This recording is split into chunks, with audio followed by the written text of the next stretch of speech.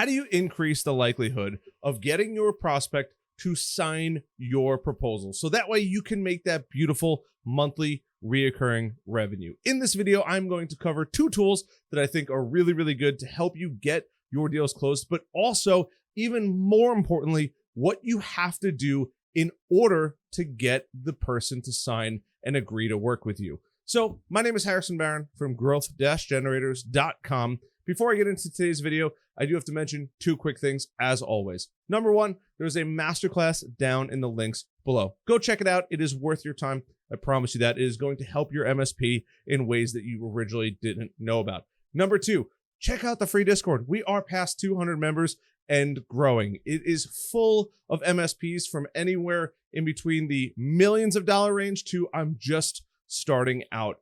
Go check it out. It is a great resource, and I offer some free trainings and hang out with you guys in there as well. So let's talk about actually getting the proposal. Now, you can make proposals in a variety of different softwares. 2 that I absolutely love, and I'm going to share my screen here, is Zomentum. They are fantastic. Currently, if you watch this video, they do have some really, really cool pricing. It is kind of free forever if you pay for their onboarding, which is crazy. If you missed this video or it's too late, I apologize, but they're good at 2 things: making sure you get paid and doing and having kind of a CRM in there. You can quote, you can have that e-sign, which is quite nice and is something that most platforms don't offer. Heck, if you want to go the marketing route and have a platform that kind of does it all, you all know that I love Go High Level. But those are 2 platforms that you could build out a high quality proposal and actually get it in the hands of your target client. So if you're struggling, I would highly, highly, highly recommend using those. Now, I said I was going to give you some secrets and what you actually have to do when you build that proposal so your customer can sign a John Hancock and get you paid. The first thing is, listen. When you're in that sales meeting, you have to listen to what the client is actually telling you their pain points. Now, I know that you're probably going to have a good, better, best, typically most MSPs do, level of services, which is fine, but you still have to tailor your proposal to that customer. Recap some of the things that you talked about. Yes, you're going to put them probably in one of those categories because it makes your life easier and it also makes their life easier. But use these ears and listen to what they're telling you and jot down notes. It's okay to use this. If you're really that worried about it, hit record on your phone for the microphone feature and put it in your pocket. And you can use that to go back and listen to all of the key points. Maybe that customer specifically mentioned that their server closet's closed or they're consistently having issues with it. Make mental notes, write them out, whether it's a pen or on your phone, or record on your phone. So that way you can tailor your proposal specifically to that client. It is so boring when a client gets the exact same proposal that you just gave to somebody else and just adjusted the number of seats. Give a little bit maybe of a story, why it's for them, what benefits they would get specifically for them. It will make a world of difference when you actually hand them a piece of paper and say, hey, this is specifically made for you. And this is how it's going to resolve pain point of all of the things that they've already told you through the entire process. I know that sounds crazy. Next is going to be something that I don't think enough MSPs do at all, or even salespeople in general. Include social proof and testimonials.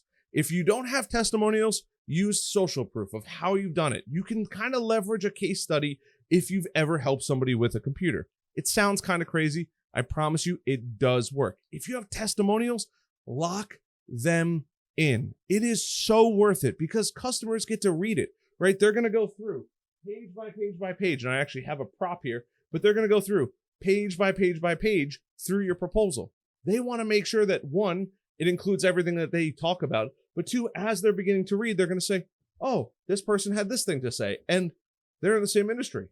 Heck, maybe even your proposal is for somebody that knows the person that gave the testimonial. You'd be surprised how often that actually happens. This helps tremendously when you're going for that signature on there. You have to make sure that you include it. Take the time. If you're not getting proposals, if you're not getting testimonials, you can leverage something such as Go High Level, which I absolutely love, and there's a link down below, and you can put in there, hey, after onboarding, 30 days later, ask them for a testimonial. 45, 60 days later, ask them for a testimonial. You'd be surprised how many people never do that. It is worth its weight in gold going through and leveraging those features. And third, and the most important, in my opinion, is, and this is the secretest of secret sauce, never send a proposal after you've built it with no meeting on the calendar. Ever. Proposals only get delivered to the prospect in two ways. Number one, in person. You want to sit there and go through it because that prospect is going to have questions. MSP proposals are nothing short of a joke. They are long, they're lengthy, they're important. They might have your MSA attached to it. They might have your SLA attached to it. There is a ton of information in an MSP proposal. Don't ever let your prospect sit there and go through page by page by page, flipping through it and trying to make sense of what they are actually getting. Walk them through the entire proposal, page by page. So the best ways to deliver a proposal in person, hand it to them, walk them through it, let them digest it, grab yourself a nice bottle of water, and prepare to be there for at least a half hour to an hour because they're going to naturally have questions, especially if they have to bring in other people into the room. You don't want to just give it and bye. That would be the worst thing in the world. You would never want somebody to read it and try to figure out what they're getting, why they're getting it, reading the super technical information on your MSA and SLA. It's way too much for them. What's an onboarding? Why do I get billed for an onboarding? How much is an onboarding? What does it actually include? All of these questions are going to be firing through your client's mind 24/7, or I shouldn't say 24/7, but as soon as you put it in front of them, don't let that happen. Deliver it in person. Put on your Sunday's best. You don't have to go crazy, but look like a person and go there and present it. Now, I know not everybody is presenting proposals in person. So the other way to do it is put a meeting on the calendar for Zoom. And even if you don't have that proposal ready, you got to get it ready for that meeting. If it doesn't matter if it's the next day, a week from now, it does not matter. And that proposal gets sent to them 10 minutes before that meeting so they can take time to consume the proposal. And then you get on the meeting and go through it with them. Share your screen, just as I'm sharing my screen here, talking about Go High Level and Zomentum. Great platforms for getting and sending proposals out. And share your screen and walk them through it. Yeah, you're not going to be there in person to shake hands, but Zomentum and both Go High Level have a way to record your signatures based on what they actually have and lock it in and save that information. 10 minutes before your Zoom meeting is when they get it. No more, no less. If your meeting's at 2 o'clock, it's going out at 1:50. You want to give them just enough time to sink their teeth in ever so slightly. Even if you have to sit on that Zoom call and wait. Sometimes 30 seconds, maybe 5 minutes for them to read it. Let them read it. Grab a bottle of water, sit back, relax, play some competitive tic-tac-toe on your computer. I don't know, but don't pressure them. Let them read it. There's tons of information on there. They're going to need to consume it, and then they have you as a resource to ask the questions and get the answers that they're actually looking for. And you might even be surprised. They might say, hey, this looks all good, but this doesn't look right. If you just left it there, they might just, this is a little confusing. We'll just get a proposal from the next guy. We got another guy coming in. Be the person that walks them through the entire thing, is there with open ears, listening, understanding what it is, addressing their concerns, especially a tailored proposal, and get them to sign. You're not forcing anything. You're just there in case they have questions. They're excited to buy from you. If you've gotten to the proposal stage, it's really just looking at making sure that everything that you already spoke about is already on there and the numbers look how they're supposed to look. That's it.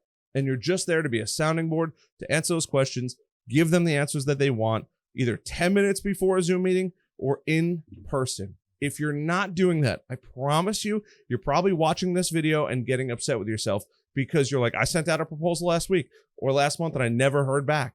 Yeah, never. Never.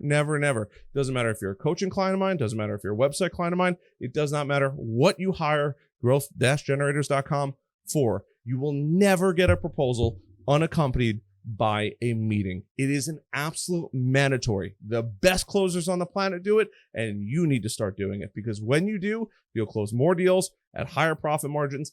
And on top of that, you're seeing them again. You're seeing them at the time of signing. You know it's real. You know that they've asked you every single question, and you put their mind at ease. There's no buyer's remorse. There's none of that, because you've already addressed it. That's the most important thing. So I hope you guys found some value in this. If you think I missed something or you have a better program to send proposals in, please let me know down in the comments below. If you've made it this far, a like, comment, maybe even a subscribe button, notification bell is always appreciated. Other than that, I'll see you guys in the masterclass. I'll definitely see you in the Discord. I love you guys. I'll see you guys later.